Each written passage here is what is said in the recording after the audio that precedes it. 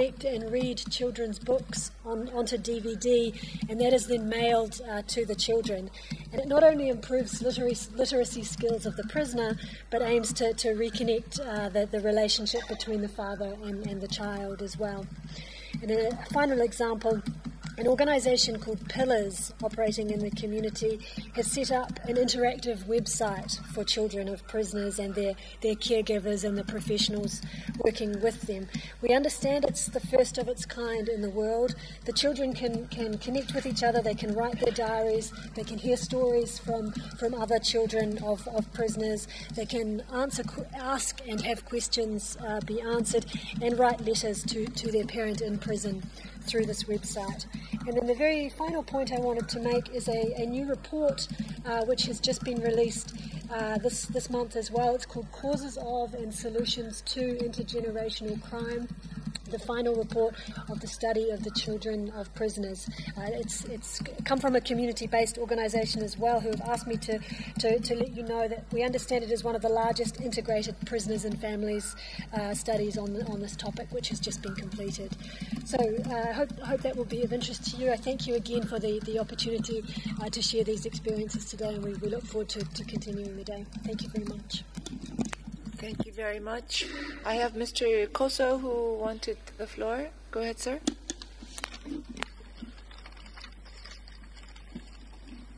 Thank you, Chair.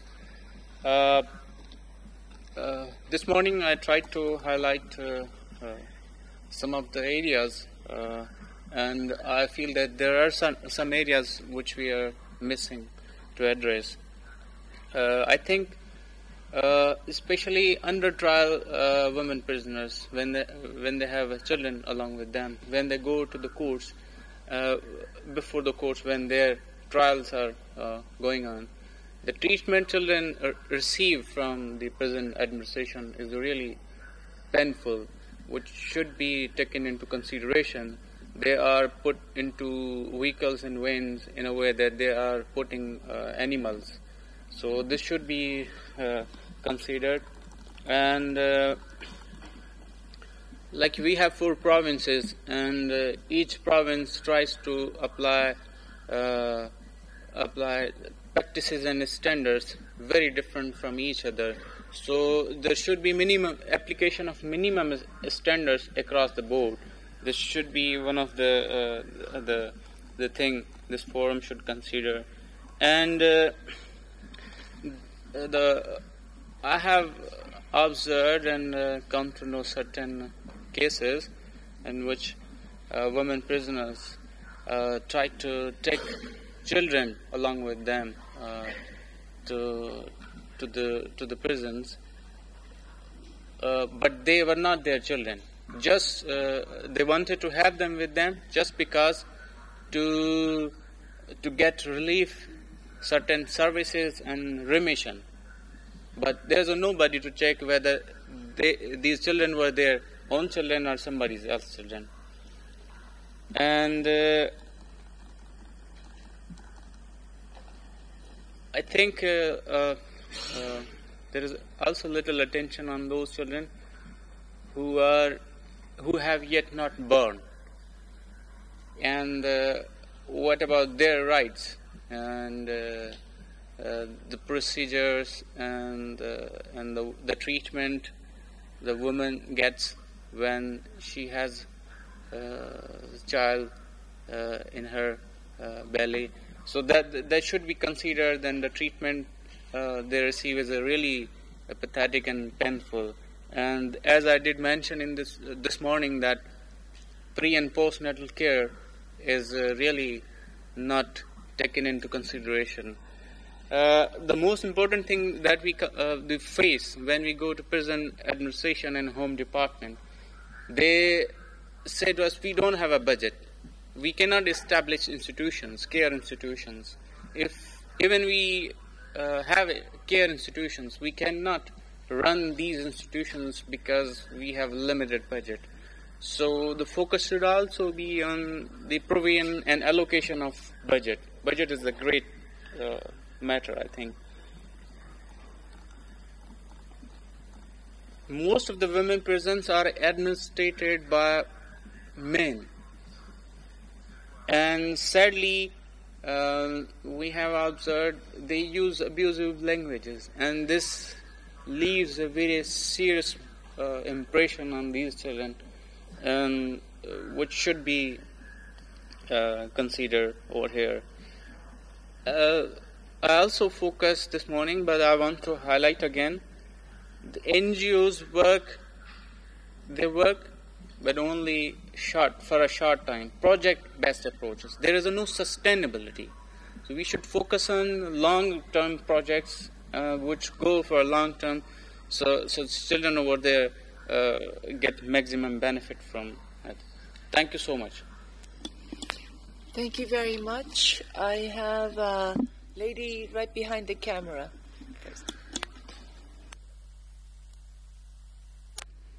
Thank you. Do you hear me? Thank you, Madam Chairperson. I will speak on behalf of the International Baby Food Action Network, and my name is Ina Verzivoli.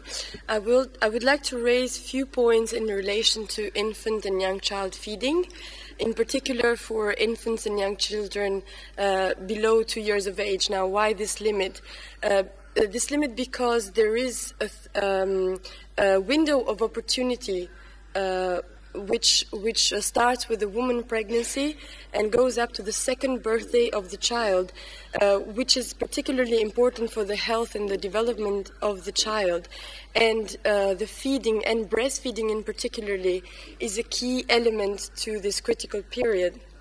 In particular, exclusive breastfeeding for the first 6 months of a child's life and continued breastfeeding for 2 years are the optimal infant feeding practice, which is recommended by the World Health Organization, and have obviously enormous effects on the rights of the child to survival and development, on the right to the highest attainable standard of health, and the right to adequate food. Now, in general, our organization supports the principle that was mentioned before, that imprisonment should be actually considered a last resort for main caregivers, especially mothers. But whenever this is not possible, our organization believes that special attention should be and special efforts should be made to actually guarantee optimal feeding practices for infants and young children. Now, we have prepared a submission, but it's not yet on the website. So I would just like to highlight a few of our specific recommendations. First of all, we believe that it's important that women, pregnant, imprisoned women, receive adequate antenatal care, which includes counseling on the feeding options, so that women can make informed decisions. And therefore, institutions, in this case prisons, should not impose artificial feeding as routine just because it fits with their schedule. And this is particularly important in contexts where, due to lack of hygiene or lack of healthcare services, breastfeeding can actually make a huge difference in terms of the health and the survival of the child. Now, whenever a woman, for different reasons, health or other reasons, resorts to artificial feeding, it is important that she's supported and provided with safe conditions for preparation and storage in order to avoid the risks of artificial feeding. It is important, and we know from our experience, that mother and baby units have an enormous impact on child health and well-being. And few examples, notably in Canada and in the UK, show such effects, and not only on the well-being and health of the mother and the child, but there has actually been examples of positive spillover effects on the women beyond the imprisoned mothers. Finally, we're not really in a position to actually give a recommendation on the age limit that a child should stay in the prison, but we would like to recommend that the optimal duration of breastfeeding and optimal feeding practices should be an important element whenever policies are made on deciding on such issues. Thank you very much. Thank you very much, Ibfan. I have... Yes, madam, in the back. Thank you. Thank you. Can you hear me from this distance? My name is Hester Bate. I represent an umbrella organisation called Sushila Dharma International, and today I'm here to represent one of our members, Rashid Cesar, who works with prisoners in Buenos Aires in Argentina. He has made an electronic submission, so I will not go over what you can already read there. This is really to look in the area of best practice, because what Rashid does is work with women, with mothers and children within the prisons, using art-based creative programs which work to build the self-esteem of the mothers and the young children, and also by incorporating the prison guards, their self-image also improves. Many of the guards have gone on to be trained themselves in the methods that he uses, and several of the mothers on release from prison have themselves become trainers. The basis on which Rashid works is that if you raise the self-image of the mother, of the child, then their reintegration into society will be easier. An enormous, a huge percentage of the women in prison are there due to poverty, which in itself takes away one's self-esteem, that word again. And by going out feeling stronger about themselves into the community, they, and therefore their children, are more able to resist the criminal elements in society. In a note, Rashid says, the promotion of stable child carers networks is the best way of helping children in the medium and the long term. The alternative, which he suggests, according to experience, is to build women's capacity to care for their children and for themselves, instead of punishing them with imprisonment, to promote self-care as a subjective basis from which to project future developments on an educational, cultural or productive level. And I recommend your reading his submission on the web. Thank you for listening, and thank you for the event. Thank you very much. I have Ms. Leda Kusumbov, the president of ENOC. Thank you, Chair. I am here in my capacity as Children's Commissioner for Children's Rights in Cyprus. I will be chair of ENOC from next year. This year is Poland. Thank you very much. But I want, having heard with great interest all that has been said this morning, which is very helpful to me, I want to inform you of a good practice we have had in Cyprus in the form of a law, and of the very bad practice that's the situation now in the prisons in Cyprus. A law was enacted some years back in Cyprus, providing that, as a general rule, a pregnant woman or a mother of a child up to the age of 3 should not be sent to prison upon conviction. There was a discussion was opened this year, not by me, by others, with a school of thought trying to say that this was being exploited by lawyers on behalf of mothers so as to get their clients out of prison, the prison term, which gave me the floor to open the dialogue, pointing out that this was a primary right of the child, not of the woman, the best interest, and that it should be extended to both parents on the lines that we heard this morning, the main caretaker, and it should be increased to relate to parents of children up to the age of 8, drawing from your general comment, which defines early childhood as going up to the age of 8.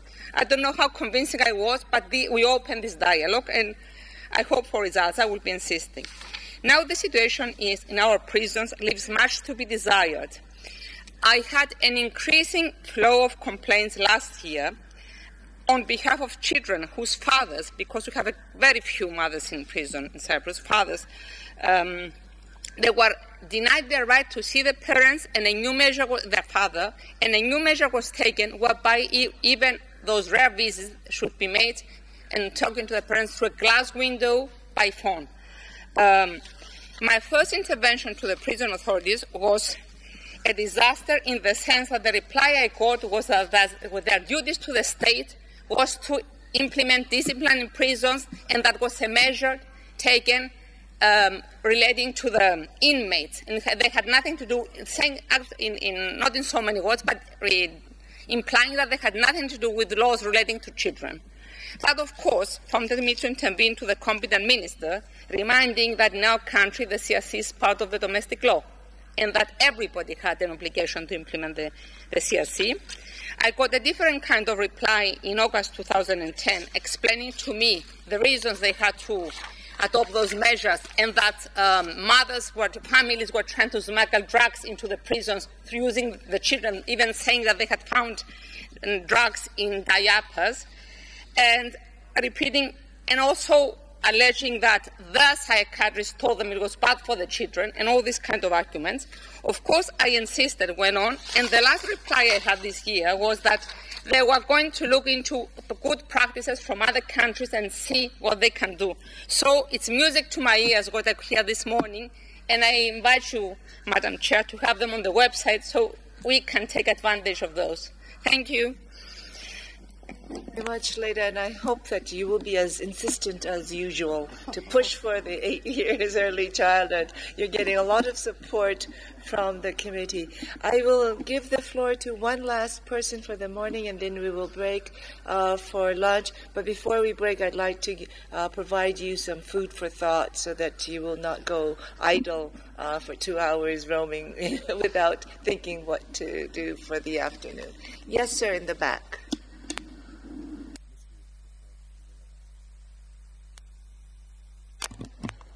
Oui, je m'appelle. I'm Abdetili Oj. I work with the International Children's Bureau as a trainee. I just wanted to know whether the recommendation that it could be very clear on the age limit for children, the ceiling in prison. I'm not sure whether everyone has been able to visit a prison, especially in Africa, but quite frankly, prison is not a place for children. I really know what I'm talking about. It's highly traumatizing.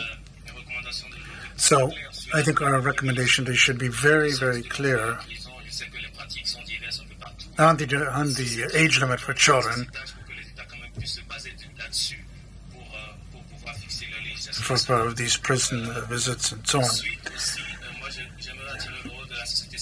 I'd like to also draw the attention of civil society here to another point.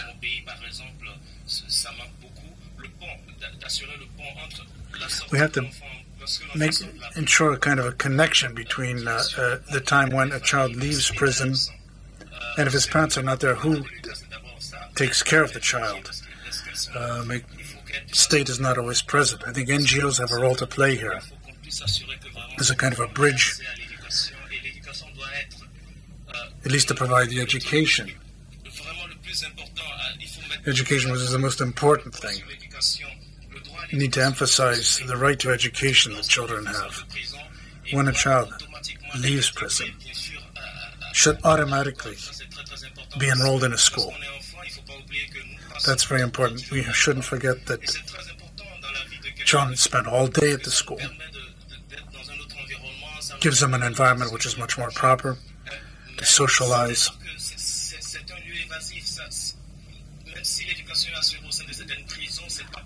Even though there are certain educational efforts that are made within prisons, that's really not enough, not satisfactory. And I think that NGOs have a role to play here. Last point.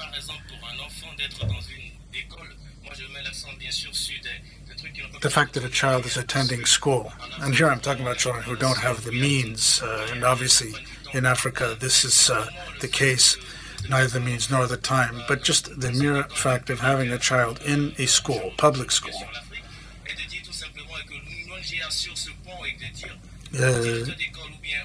means that NGOs really should play this role in ensuring a decent education for this child who may be coming out of prison. His parents may have remained in prison.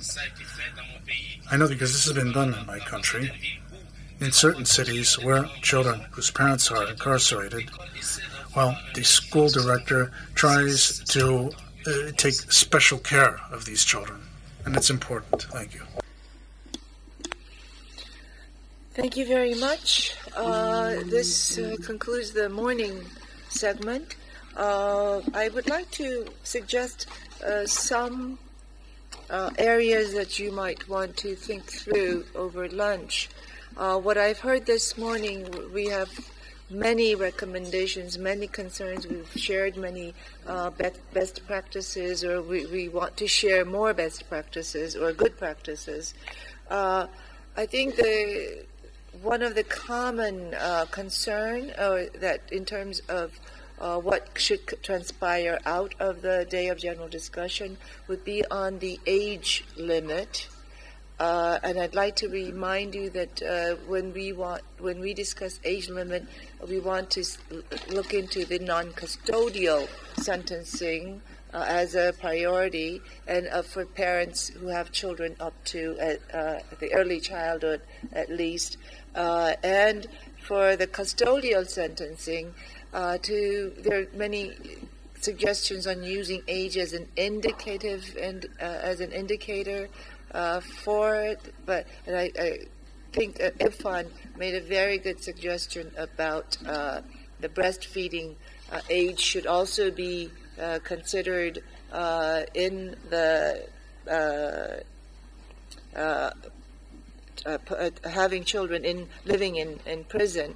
My second area that I find consensus is the methodology must be developed in trying to get clear statistics or data according to when the sentence or the sentence or the trial or even at the arrest of how many of these offenders do have children.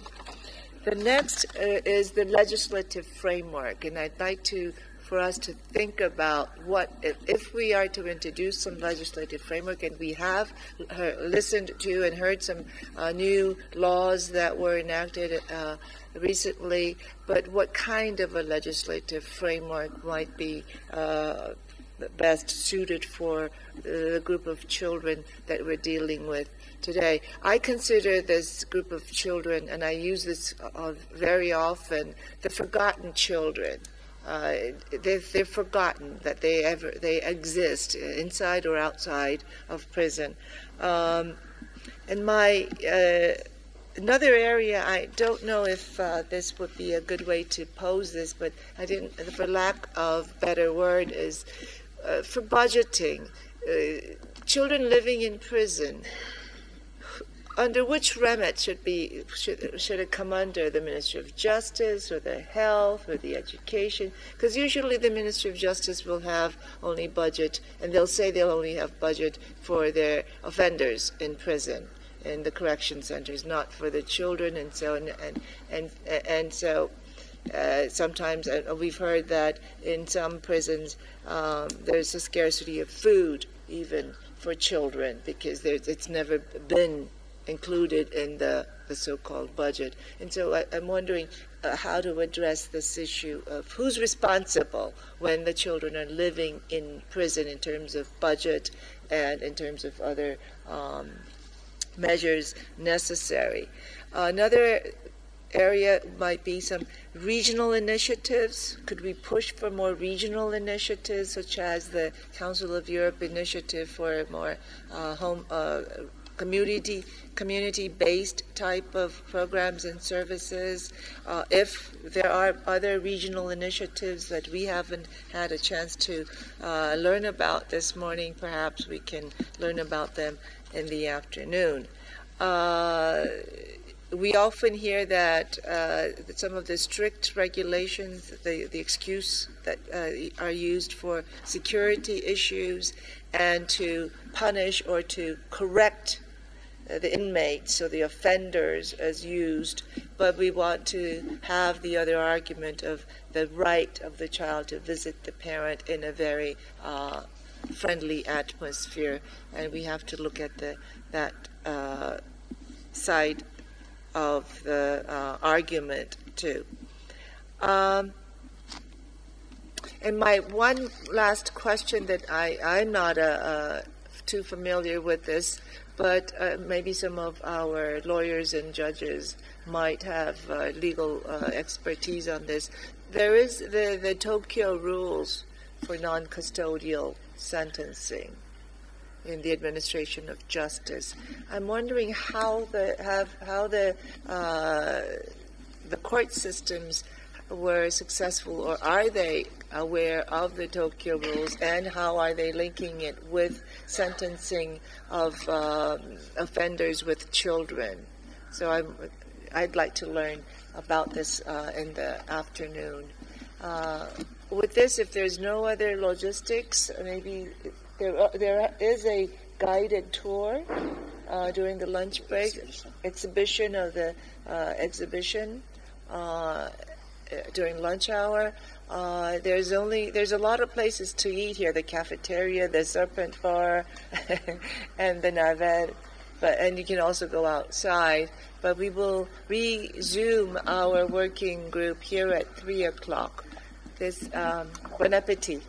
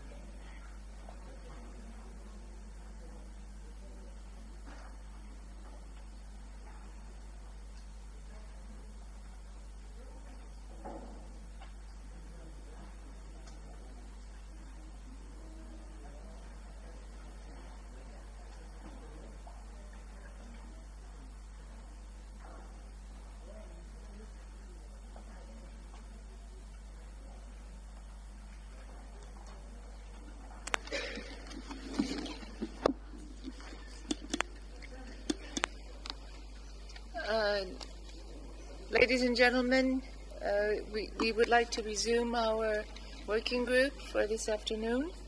I hope you all had a wonderful lunch. The weather was nice, and so I hope you enjoyed a little bit of sun.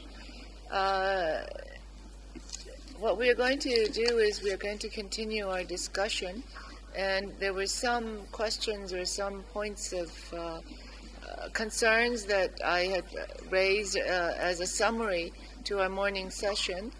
I'm sure there are some points that were left out, one of which is the training of the prison officers in a more child-sensitive or mother or parent-sensitive manner. I want to also bring to the attention of our participants here that I am very happy that a new rule was adopted in the form of administration of justice, the Bangkok rules for the treatment of women prisoners and non-custodial measures for women offenders, which was just adopted by the General Assembly at the end of last year, which I think is going to definitely improve our understanding and improve the state parties' understanding when they are sentencing women with children. I have two participants who asked for the floor, and I'm sorry I don't have your card, and so I'm going to give you the floor, madam.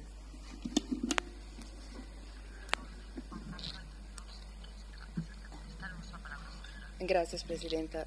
Yo hablo. Thank you, Chairperson. I'm speaking on behalf of an NGO in Italy, and I would like to give you a contribution on what's happening in our country. Because in Italy, in 2011, they approved a reform regulating the contact of mothers with their children. This is a key moment in Italy. Through this reform, they have introduced protected family homes, which are called protected detention centers. The NGO and many other operators have hoped that this would be an alternative solution to prison for children with their mothers. We hope that we can avoid imprisoning children as well, and that this would help to release children from the prison for good. Through a real effort by this new institution of protected houses, which has been recognized as a priority place for mothers who have been imprisoned with their children. The new act, we can say as an NGO that has been monitoring the reform, this act does not regulate these homes and does not provide the financing for them. Therefore, as an NGO, we hope that this may not be the definitive solution as an alternative for women and children, children with mothers who have been imprisoned. But we hope that we can give this issue a priority role. And we hope that we can find a solution for protecting children within Italy.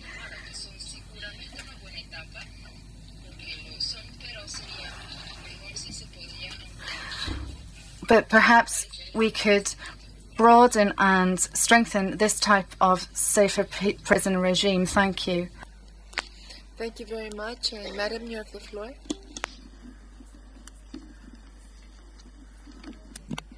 Gracias.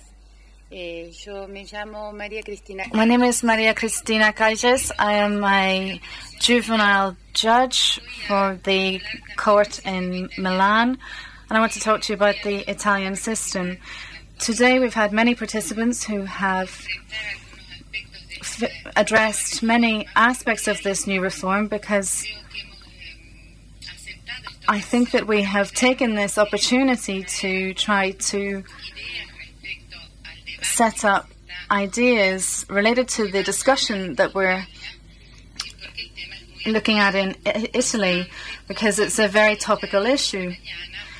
As was said this morning, there are not that many children in prison with their mothers.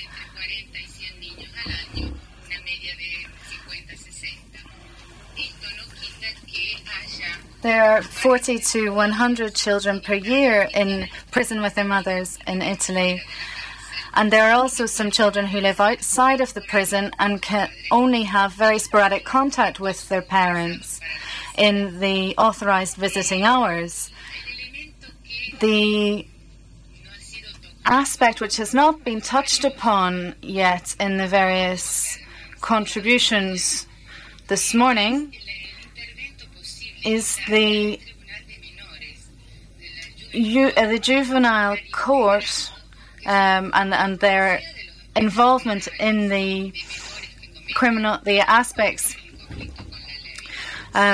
related to children who come into conflict with the law. And the problems that they may have within their family. The court does not intervene often in the situation of imprisoned mothers, but they do try to find alternative measures to support these mothers, and it's well regulated in Italy until the children are 6 years old, and if the mother has the opportunity to help raise their child until 10 years old at home. In practice, the legislation is very difficult to put into place between the juvenile court and the court that deals with the sentencing for the parents. The important aspect of the most recent reform that has some problems for its application and the way it should be interpreted from the legal point of view, the important aspect is that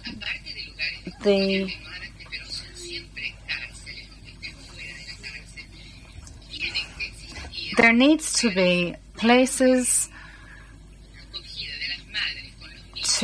for women and children that the reform calls softer prison houses, areas for hosting these mothers and children, because the prison is not a place where a child can be raised in a suitable way.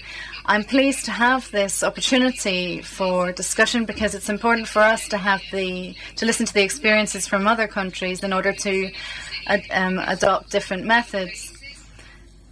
Here we have 2 points: that countries could have funds to implement what the legislation decides, and the other specific characteristic of the Italian law is that that parents should have the right to the same benefits, except in the case where a mother has died or lost the custody of the child. These are the 2 points in the recommendation that need to be mentioned.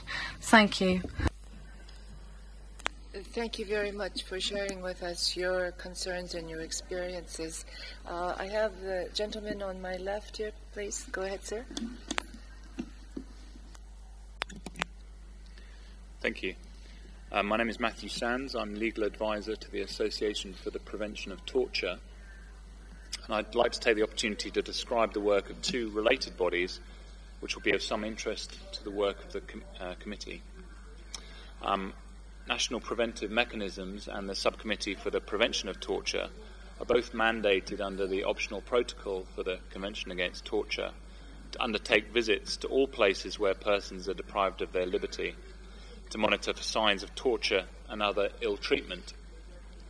And it seems that this might be a good practical opportunity to highlight the work of these bodies, which would be able to monitor situations of detention where children are in detention as well. Both of these bodies make recommendations to the detaining authority and to the government to comply with international national laws and norms, which would certainly include recommendations to reduce the risks of torture and ill treatment for children in detention.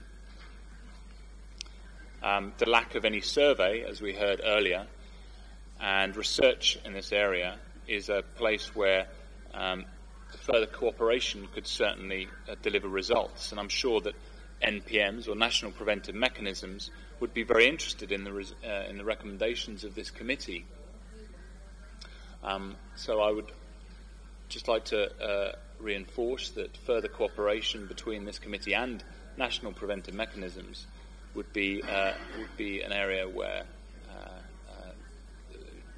results could be found and APT would certainly pass on the recommendations of this committee to MPMs. Thank you. Thank you very much.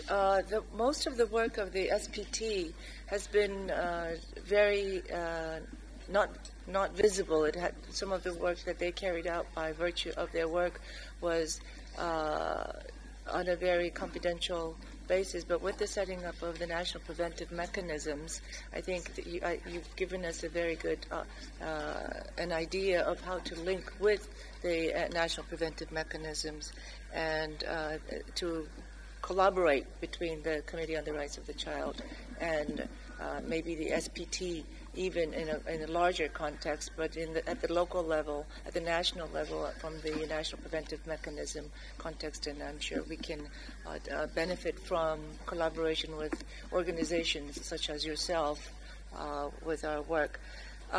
We have, there's a gentleman. Yes, your flyer just, yes, there you go. You have this floor, sir. Yes. Thank you, Chairperson. I'm from Côte d'Ivoire. I'm working for the Childhood Bureau.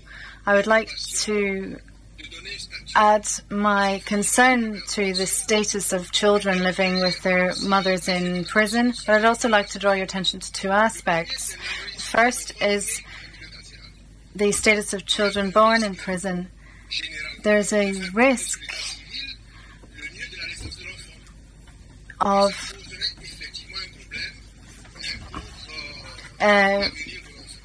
problems with registration of the children.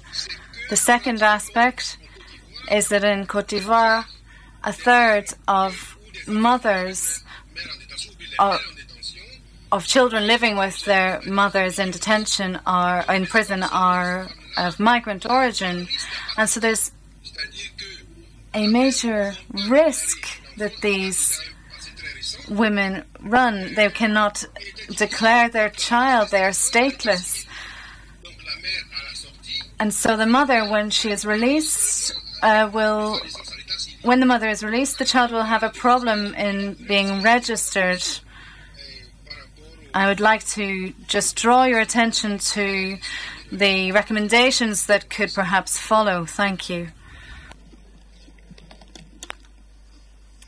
Thank you very much. We have Rachel, one of our organizers. Thank you. And Rachel Brett from the Friends World Committee for Consultation, Quakers. In fact, one of the points I was going to make was precisely the issue about foreign national prisoners, women prisoners, and their children. And when the UN was drafting the Bangkok rules that you referred to on the treatment of women prisoners and non-custodial measures, there was a specific discussion around the issue of registration, birth registration for the children born in the prisons, and also the issue of nationality, and if and it's not just migrants. In a number of countries, as we heard from Brazil, for example, very often it's actually drug mules, and so they then get long prison sentences, and the child may be born in the prison in the country in which they're imprisoned, but then it may age out if there is a fairly low maximum age for the child to stay in the prison. And then what happens to that child? What is their nationality if the mother cannot transmit nationality? Are they then a citizen or a national of the country in which they're born? But then does that mean they stay in the country in which they were born and go into an orphanage there or something? So there is a whole cluster of issues around that could really do with more attention. And they were flagged in the Bangkok rules, but really just flagged as issues we needed to think about. And I think we haven't talked much about the question, the other part of the question that we're looking at, which was the question of visits. And again, for foreign national prisoners, who are not imprisoned in the country in which their children, or most of their children, are, the whole issue then becomes very dubious that they will ever receive a visit from their child. And so there is then real importance about how can they maintain contact.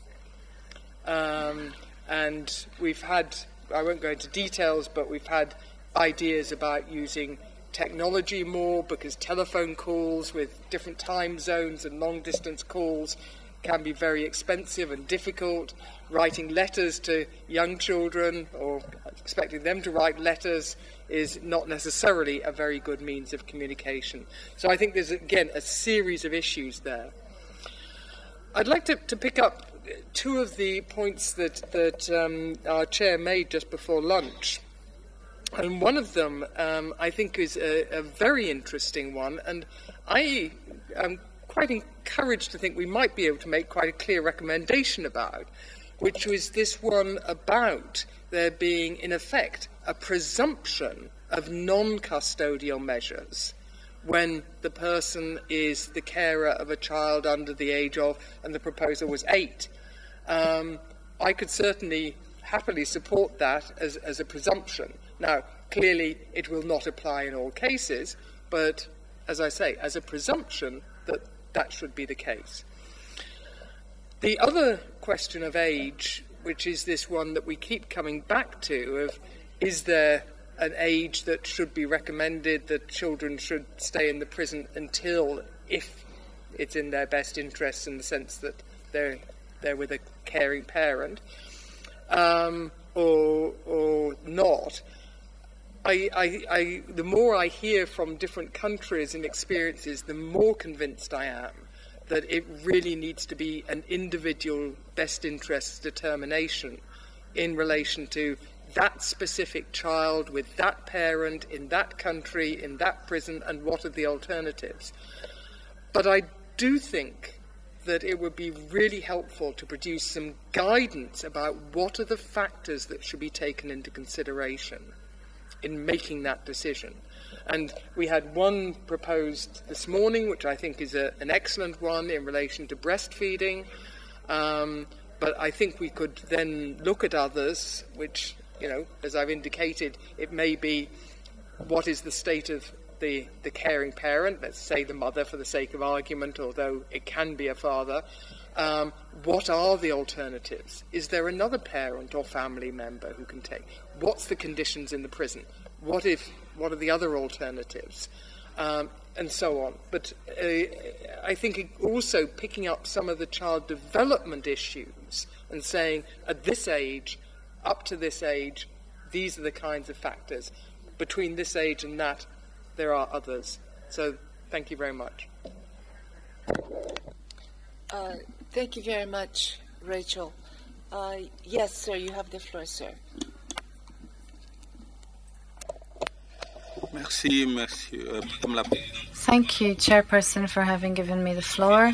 I would also like to thank the various speakers. I have learnt a lot from this workshop. I just want to tell you a little bit about my experience in the Democratic Republic of Congo. I'm Chris Pelalumba, and I work for the International Catholic Office for Childhood. We work with children who live with their mothers in prison and also with pregnant women. I would like to focus my speech on pregnant women to show you what way we work with these women. In the statistics I have, about 50% of women that we receive either are pregnant when they come into prison or they become pregnant while in prison. We are trying to make an effort with the criminal justice system for prenatal consultations, and they allow us to come out with these women for these consultations. As we know, when a woman is pregnant, she may suffer from stress because the pregnancy itself is a worrying situation for the person carrying the child. And the fact that the woman stays within the prison makes the situation increasingly difficult for her. It's difficult for her to support to put up with, to survive through the pregnancy and the outside stresses that she experiences in a prison. We need to try to look at how the fact that the woman is living in prison does not have a negative impact on the child she is carrying. We listen to these women to try to help them on a psychological level. I would draw your attention to the fact that when we draw up the recommendations here, I would like us to focus on pregnant women within prisons. That's just what I wanted to say. Thank you. Thank you. Are there any other? Yes, madam. Yeah. My name is Claudia Mazzucato. I come from Italy. I'm a professor of criminal law in the Catholic University in Milano. And I would like to address 3 points very briefly.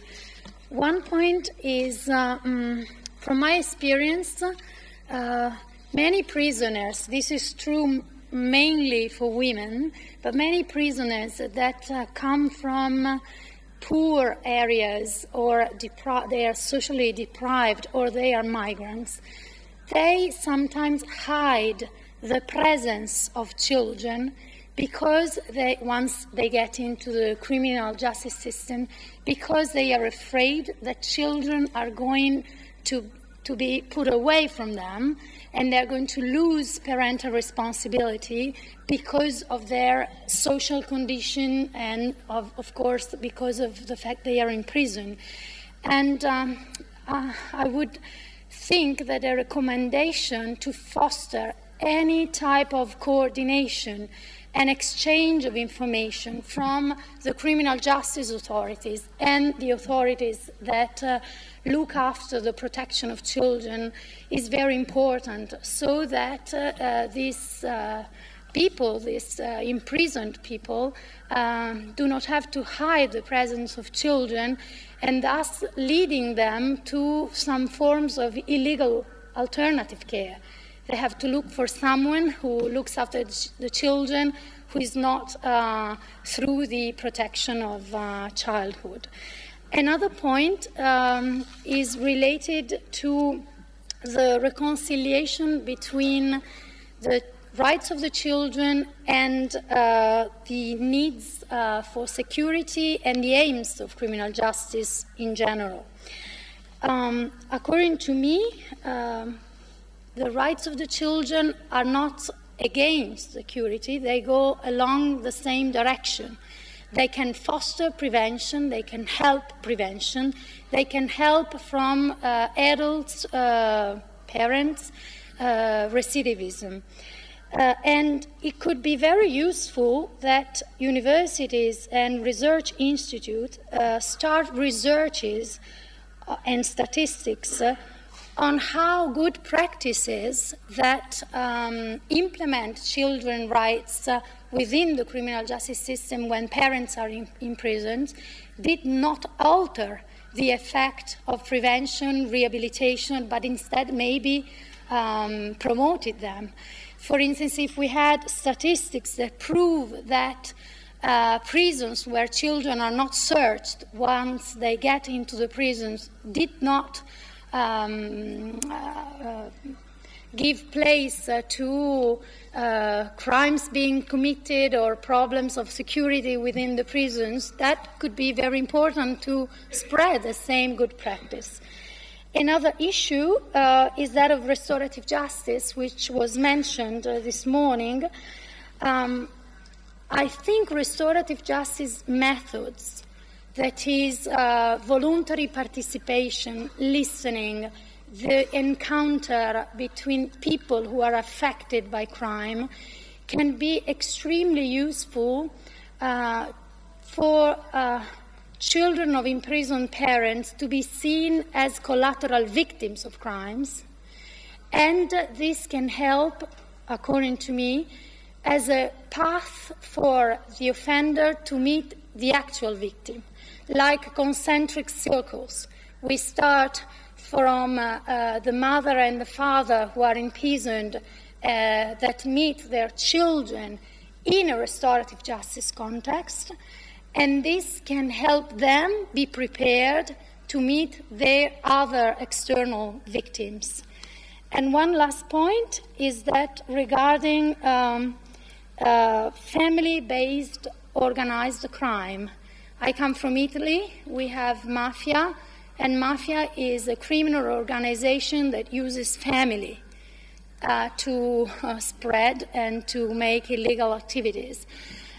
People that are convicted for mafia and organized crimes, they cannot see their children because children may become members of the organization. I think this problem is not peculiar to Italian situation, but there are maybe other countries where there are organized crime, criminal organization that uses families to be implemented.